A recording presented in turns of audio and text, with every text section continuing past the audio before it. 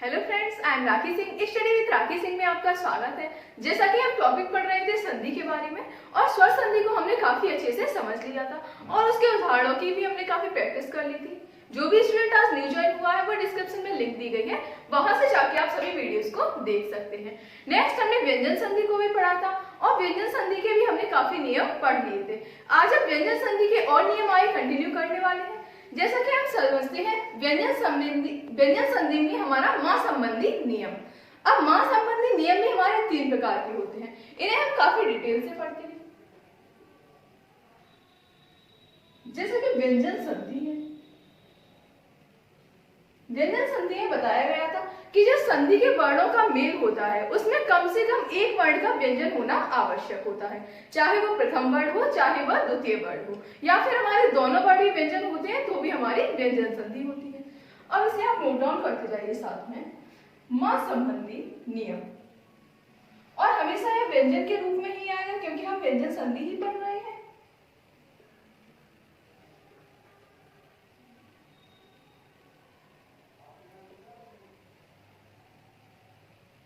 मां संबंधी नियम, हम पहले नियम को ना पढ़ते हुए पहले हम संधि और संधि विच्छेद को समझते हैं, फिर हम वहां से अपना नियम निकालते हैं। क्योंकि हमें नियम जरूरी नहीं है कि हमेशा याद रखें, परंतु हमें जब संधि अच्छे से आ जाती है और संधि विच्छेद आ जाता है तो हमें नियम चाहे याद हो चाहे ना हो, हम संधि आराम से अपनी कर सकते हैं।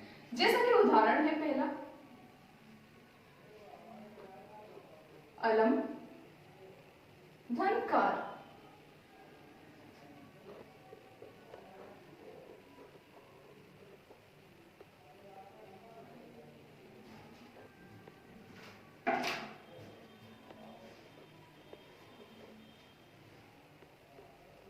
सम धन जीवनी।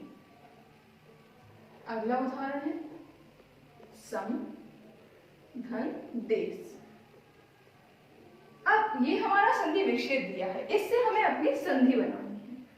अब इससे संधि हम किस तरीके से बनाएंगे, इसे आपको देखो कि अलम धन कार, यानी कि यहाँ भी हमारा मां संबंधी नियम लग रहा है, यहाँ भी हमारा मां संबंधी नियम लग रहा है और यहाँ भी मां संबंधी नियम है।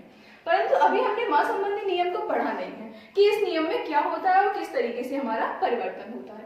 परंतु आपने शब्द तो जरूर सुना होगा, अलंकार वाला शब्द सुन के, परंतु इसमें कुछ अशुद्धि भी समझ में आ रही है। यानी कि हमें क्या ढूंढना है, हमें इसका सार्थक शब्द ढूंढना है। सही सार्थक शब्द अलंकार ना होते हुए अलंकार होता है, क्योंकि आप हिंदी व्याकरण पढ़ रहे हैं, हिंदी व्याकरण में आपने अलंकार टॉपिक जरूर पढ़ा होगा। इसलिए यहाँ सार्थक शब्द हमें काफी अच्छे से पता है कि हमारा सार्थक शब्द अलंकार है। और अलंकार को हम तत्सम शब्दों में या फिर एकदम सही शुद्ध शब्दों में किस तरीके से लिखते हैं, क्योंकि आपने कई बार अलंकार लिखा हुआ देखा होगा इस तरीके से, और अधिकांशतः आपने इसी तरीके से अलंकार लिखा हुआ देखा है। परंतु अलंकार को हम सही शब्दों में अलंकार इस तरीके से लिखते हैं। क्लियर? अगला उदाहरण देखते हैं, संजीवनी। समधन जीवनी। अब हमारा सही सार्थक शब्द समजीवनी होता है या संजीवनी होता है।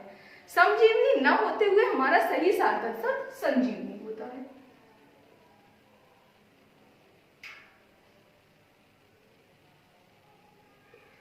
क्लियर है? अगला उदाहरण हम देखते हैं,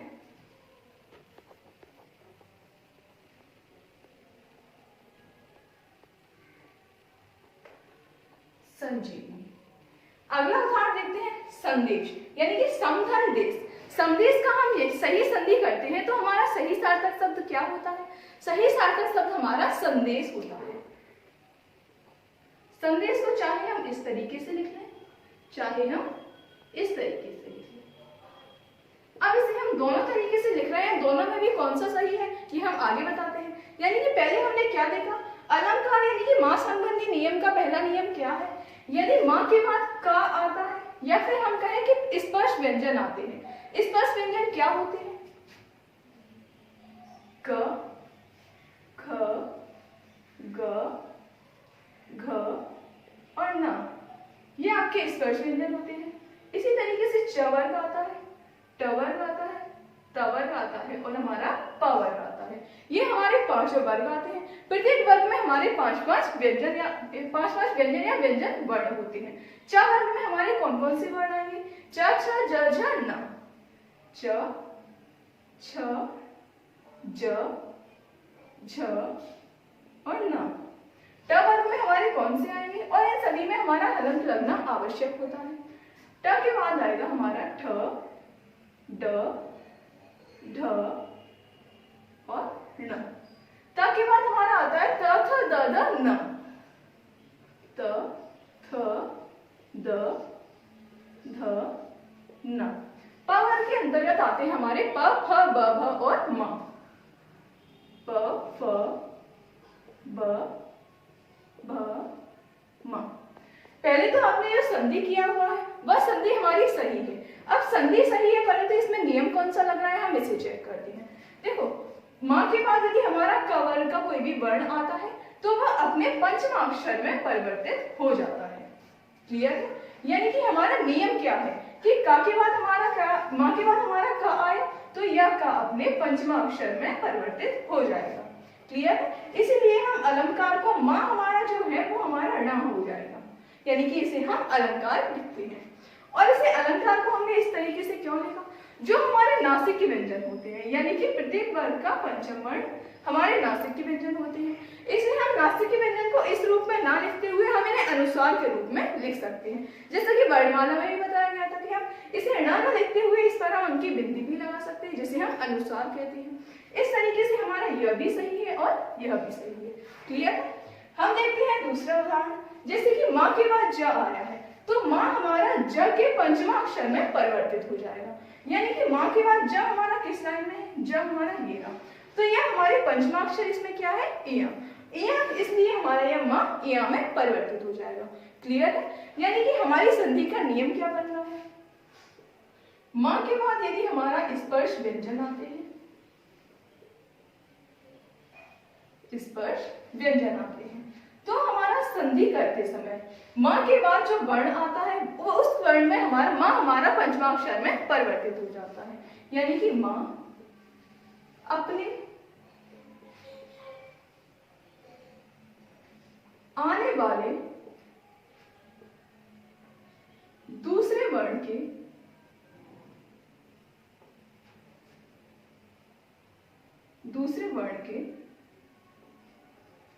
पंचमाक्षर में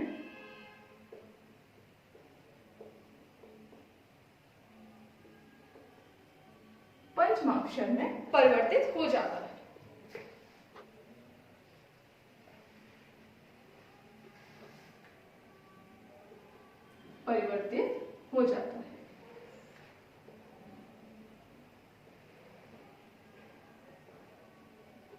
यानी कि मां के बाद जो भी वर्ण आता है तो वह मां अपने उस वर्ण के अनुसार पंचमाक्षर में परिवर्तित हो जाता है, यानी कि यह हमारा पहला नियम है।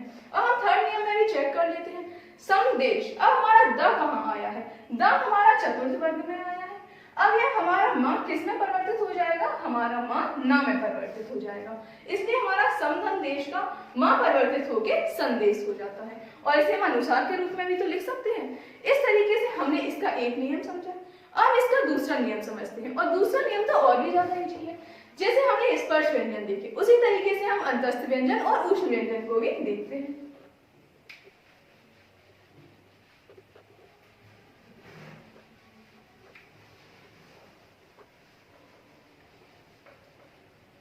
इसे भी पहले हम उदाहरण देखेंगे, उसके बाद हम अपना नियम बनाते हैं।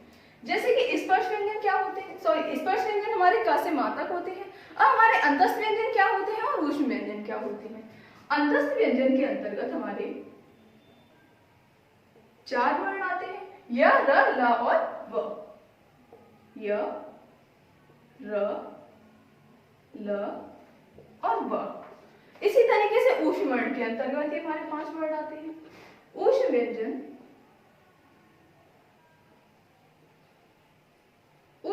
में हमारे आते हैं स, स और ह। और अभी हम व्यंजन लिख रहे हैं, इसीलिए प्रत्येक वर्ण के नीचे हमारा हलंत लगना आवश्यक होता है। अब हम इसके कुछ उदाहरण देखते हैं। जैसा कि हमारा पहला उदाहरण है समधन योग।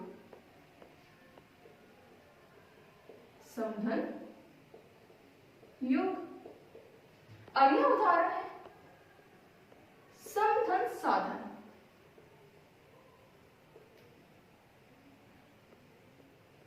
समधन साधन। तीसरा उदाहरण हम देखते हैं, समधन रक्षक।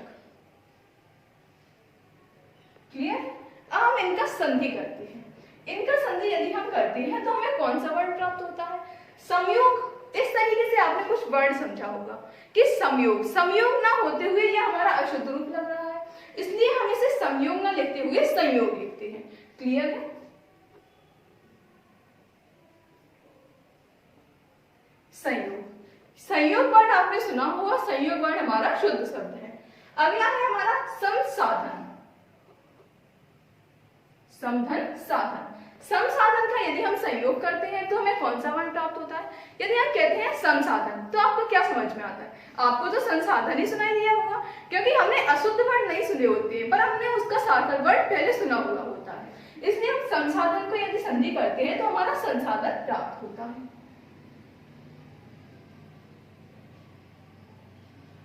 संसाधन। अगला देखते हैं संरक्षक। अब संरक्षक सुना हुआ होता है या फिर संरक्षक सुना हुआ होता है? सही सार्थक शब्द हमारा संरक्षक होता है।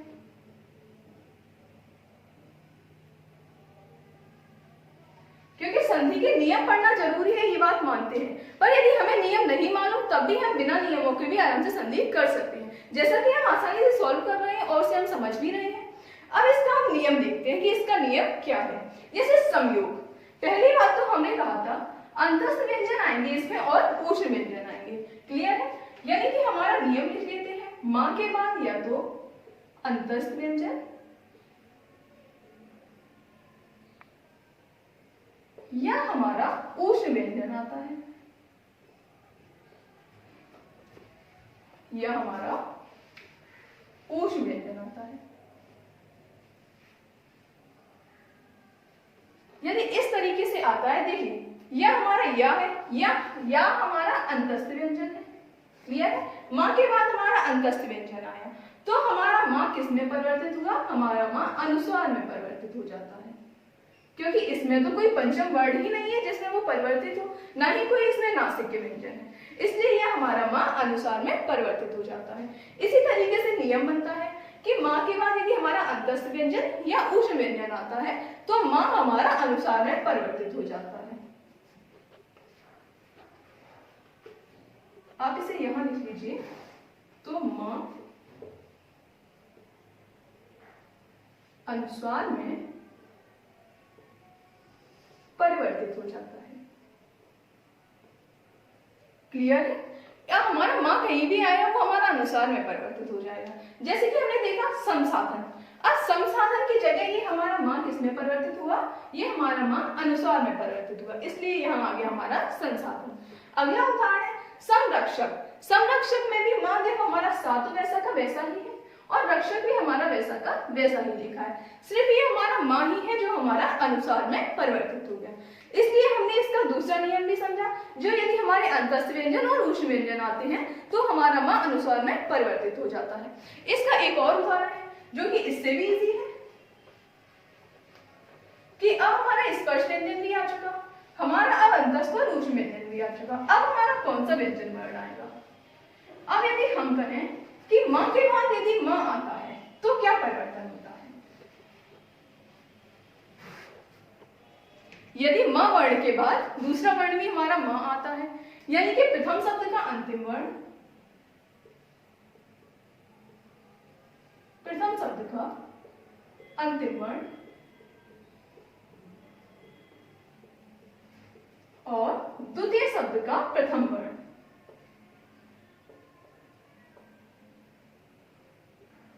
द्वितीय शब्द का प्रथम वर्ण, यदि ये दोनों हमारे मां ही होते हैं। क्लियर है? यदि प्रथम शब्द का अंतिम वर्ण, द्वितीय शब्द का प्रथम वर्ण, यदि ये दोनों हमारे मां होते हैं तो इन दोनों का संधि करने पर हमारा क्या परिवर्तन होता है? पहले हम उदाहरण देखते हैं, तो आंसर तो आप खुद ही निकाल लेंगे। जैसे कि हमारा उदाहरण है समधनमान, समधनमुख। जैसा कि पूछा गया था कि मां और मां हमारे यदि दोनों आ जाते हैं तो क्या परिवर्तन होता है, उस समय आपको इतना नहीं समझ में आया होगा, पर यदि हमने उदाहरण लिखे तो उदाहरण के माध्यम से आपको समझ में आ गया होगा कि हमारा माँ कहाँ परिवर्तित होगा। हमारा जो माँ होता है वह हमारा माँ आधे माँ के रूप में आ जाता है। जैसा कि उदाहरण है समधनमान। समधनमान का सही सार्थक शब्द क्या होता है? सममान या फिर सम्मान? सही सार्थक शब्द हमारा सम्मान होता है। यानी कि पहला माँ हमारे आधे माँ के रूप में परिवर्तित हो गया। अब समधनमुख। समधनमुख का परिवर्तन रूप क्या होगा? समधनमुख का परिवर्तित रूप हमारा सम्मुख होगा।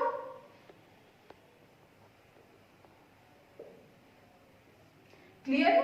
इसे आप सभी नोट डाउन कर लीजिए। इस तरीके से हमने व्यंजन संधि का मां संबंधी नियम आसानी से पढ़ लिया है और हमें काफी अच्छे से समझ में आ गया है। इस तरीके से हमारी क्लास यही समाप्त होती है। यदि वीडियो अच्छा लगा हो तो वीडियो को लाइक और चैनल को सब्सक्राइब करना मत भूलिए। और साथ ही जो भी स्टूडेंट आज न्यू ज्वाइन हुआ है वह व्यंजन संधि और स्वर संधि का प्रीवियस वीडियो देख सकता है और उसके प्रैक्टिस सेट भी लगा सकता है।